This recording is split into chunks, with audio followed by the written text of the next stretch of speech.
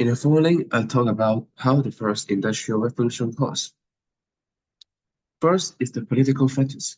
I choose three main political factors that I think is affect the most of the first industrial revolution. The first point is political stability. England had highly developed banking system to invest in industry. People were encouraged by the availability of bank loans to invest a new machinery and expand the activities. Political stability of England had an effect to continuous increase of industrial production. And the second point was the political premise. Britain established a constitutional monarchy earlier on, and the bourgeoisie power is growing stronger. A more progressive political system has given the British economy a more stable environment both at home and abroad. Britain has not experienced a significant economic crisis since the 18th century. Large-scale conflict. The last one is the end of the feudalism. The privilege earned by large landowners and nobles, such as traders, finished along with feudalism in the West in the early 18th century.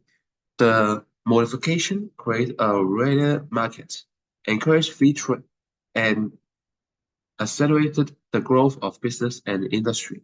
The Industrial Revolution began when people worked hard to improve production models and technology in order to increase output because the old family system style industrial production model was no longer able to meet the demands of trade development.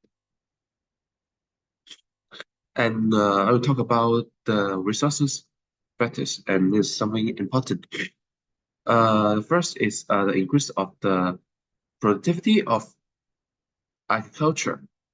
Wave land owners forced farmers to move to the city to engage in industry. Farmers use new technology such as seed drills and dunch plows. As we see, there are two photos of the seed drills and dunch plows, and it's help a lot on farming. And it's containing iron parts as well as threshing machines. The seed drills was invented in 1701 by Jericho and English agricultural pioneer who helped bring about the English agricultural revolution. It had mechanical planters that could evenly distribute seed over a patch of land and plant them at the correct depth. Yields can also be increased by using more productive seed and hand-raising method. For example, planting bread and growth can increase agricultural production and increase per capita output levels. And second point was the large number of laborers was released. The agricultural revolution passed through the land. So the development of agricultural technology of concentration, intensive management of labor saving and increasing output has made agricultural crowd out a large amount of surplus labor industrial development provide the labor force. And the third point was the natural resources support. During 70th century, England has extensive natural resources such as water power and coal to build the new machines. The iron ore to construct machines, tools and building, rivers for inland transportation, and harbors from which merchant ships set sail. Besides, there are abundant shallow coal and iron ore resources there, which give British coal and iron ores a broad scope of use. And we see there are two photos of some natural resources like iron ore and coal that show in the PowerPoint. And This was useful for the British. Uh, the last point is of the resources factors is the population increase.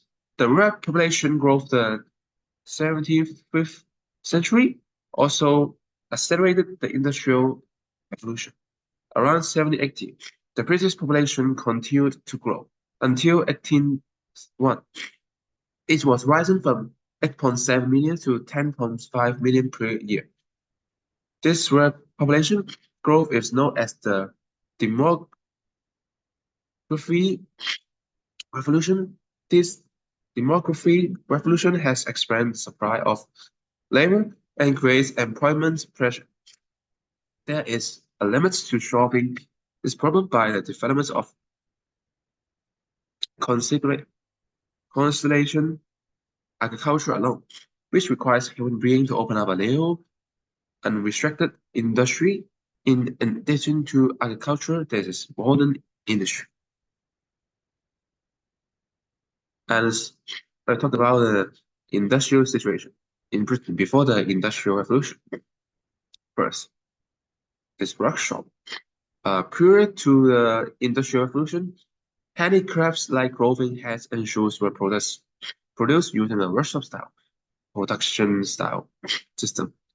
Textiles and other handicrafts were traditionally made in tiny workshops, producing more sophisticated items that could be referred to as luxury good. And there's a picture of workshops. And the second type is the domestic industry.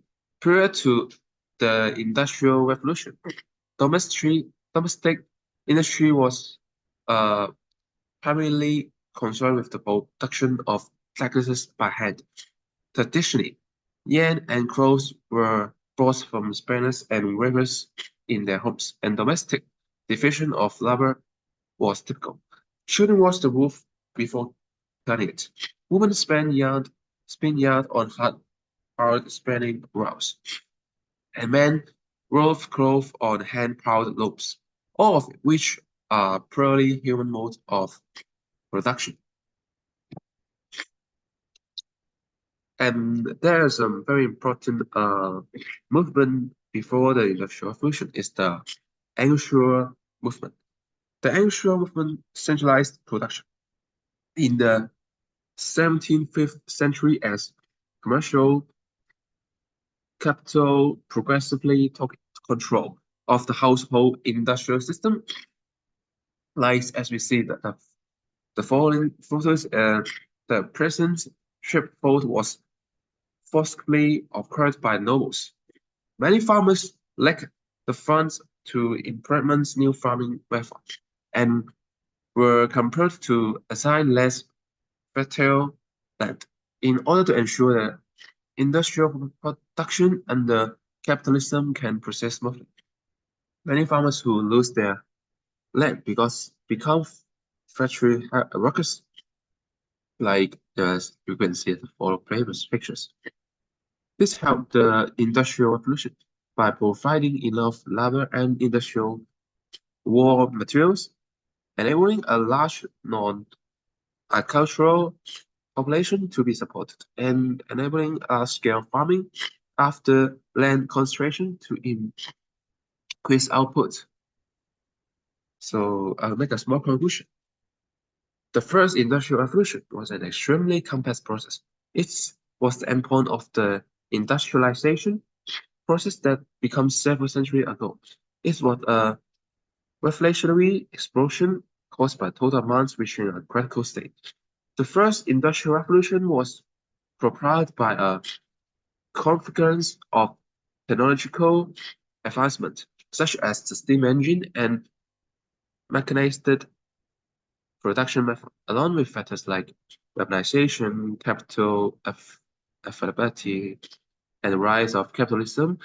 This transformative period in history laid the foundation of modern industrial societies, reshaping economies and society worldwide.